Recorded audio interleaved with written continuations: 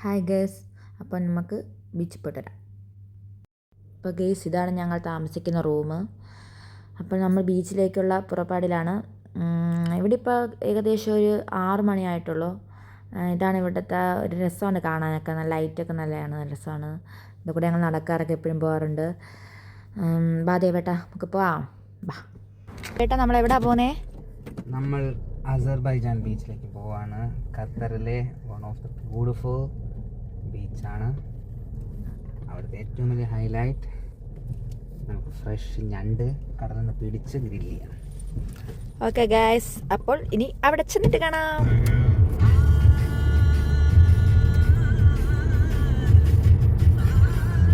അങ്ങനെ ഞങ്ങൾ ചേട്ടൻ താമസിച്ച റൂമിൻ്റെ ഫ്രണ്ട്സിൻ്റെ അടുത്ത് എത്തി. അവരെല്ലാം പാക്ക് ചെയ്യായിരുന്നു, കുക്ക് ചെയ്യാനുള്ള സാധനങ്ങളെല്ലാം ഓൾറെഡി എല്ലാം നൈസ് വൈബല്ലേ ഗൈസ് ഈ ബീച്ചിലൊക്കെ പോയി ഫുഡ് ശരിയാക്കുക എന്ന് പറയുന്നത്. കലീഷേട്ടാ ടാറ്റാ, നമുക്കൊരു പാട്ട് കിട്ടാലോ. ഒരു പുഷ്പം മാത്രമേ പോകുലയിൽ നിർത്താം ഞാൻ, ഒടുവിൽ നീ എത്തുമ്പോൾ ചൂണ്ടിക്കുവാൻ.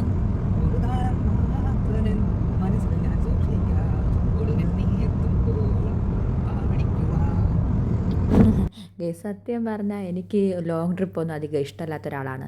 പക്ഷേ ചേട്ടനായിട്ട് ഞങ്ങൾ വൈബ് നൈസ് എൻജോയ് ചെയ്ത് അങ്ങ് പോയതുകൊണ്ട് വേഗം എത്തിയായിരുന്നു. ഇത് ഈ ബീച്ചിലോട്ട് പോകുന്ന റോഡാണ്. ഇത് പോകുന്തോറും ഇരുട്ടായി വരുന്നത് കണ്ടോ, ഡാർക്കായിട്ട് വരും.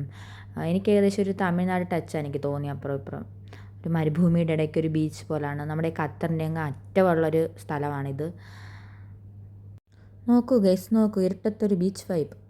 ഒരു തിരമാല പോലും ഇല്ല ഗൈസ്. ഖത്തറിലെ പ്രത്യേകത എന്ന് പറയുന്നത് ഇവിടുത്തെ ബീച്ചിന് ഒട്ടും ആഴമില്ല. അതാണ് ഇവിടുത്തെ ഹൈലൈറ്റ് എന്ന് പറയാൻ. സൂപ്പർ. ചിക്കൻ പൊരിക്കാൻ തുടങ്ങിയാലോ.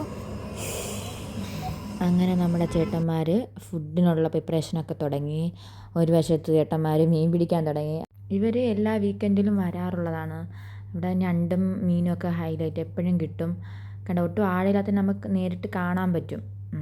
നമ്മുടെ നാട്ടിലെ പോലെ വലയുടെ ആവശ്യമില്ല. കണ്ട തോർത്തിലാണ് ചേട്ടന്മാർ മീൻ പിടിക്കുന്നത്.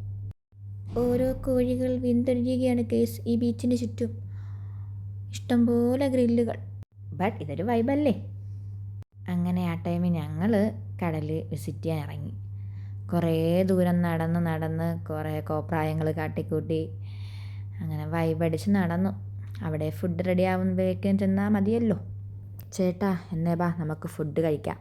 അങ്ങനെ ഞങ്ങൾ അവിടെ നിന്ന് തിരിച്ച് എത്തി. അതിനുശേഷം ഞങ്ങൾ ചുറ്റും നോക്കിക്കൊണ്ടിരിക്കുക കോഴീനെ. എന്താണ് വറുത്ത് എപ്പോഴാണ് എത്തുന്നതെന്നുള്ള വെയിറ്റിങ്ങിലാണ് എല്ലാവരും. അതിനുശേഷം ഇടയ്ക്ക് ചില ഉറക്കമൊക്കെ ആയി, കണ്ടോ, ക്ഷീണമായി. പിന്നെ നമ്മുടെ രബീഷേട്ടനാണ് ഫുഡൊക്കെ ശരിയാക്കുന്നത്. നല്ല സൂപ്പറായിട്ട് ഫുഡ് ശരിയാക്കും കേട്ടോ, നല്ല ടേസ്റ്റായിരുന്നു. ഞാനൊക്കെ അമ്മാക്കാൻ കഴിച്ചിട്ടുണ്ട്. എല്ലി പീസൊക്കെ എനിക്ക് ഭയങ്കര ഇഷ്ടമാണ്. അപ്പോൾ അതൊക്കെ ഞാൻ നല്ലപോലെ കഴിച്ചു. പിന്നെ ആർക്കും അനങ്ങാൻ വയ്യായിരുന്നു. നല്ല എൻജോയ് ചെയ്തു എല്ലാവരും കൂടെ. നല്ല രസമായിരുന്നു. ചേട്ടൻ തിരിച്ചു പോവുകയാണ്. പരിപാടിയൊക്കെ സൂപ്പറായിരുന്നു. അപ്പോൾ അടുത്ത വീഡിയോ ആയിട്ട് വീണ്ടും കാണാം. ബൈ.